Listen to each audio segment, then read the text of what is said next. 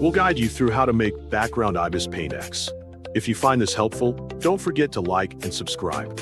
Start your Ibis Paint by double-clicking the icon. Choose My Gallery to open a new project.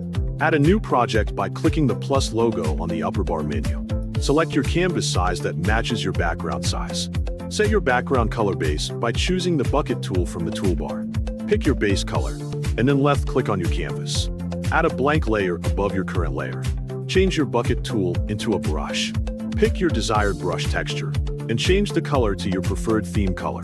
Adjust the thickness by dragging the slider. To start creating from scratch, draw your background on your canvas. You can make effects like gradation by using an airbrush texture, or you can create an asymmetrical theme by using the shape tools and ruler. You can also create your own theme background that matches your added object. Try using a combination of brush and shape tools. For a simple way, you can add an image stock as a background. Open the layer option and choose Import Picture. Select your desired image as a background. Resize and fit it to the canvas. Apply some effects from the FX tools on the toolbar. Make it match your object image. When you have finished designing, choose the layer option. Select Import Picture and pick your object image from your files.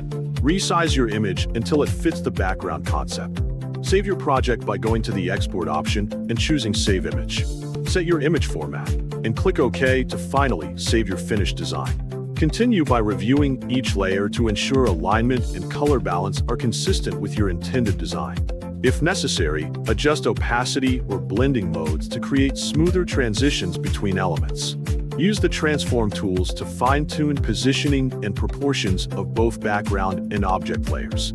Zoom in to check small details and zoom out to confirm the overall composition looks balanced. You can also duplicate layers for backup before making major changes. Finally, preview your design on different screen sizes if possible to make sure it appears clear and visually appealing. After confirming everything looks correct, keep your save file for future edits.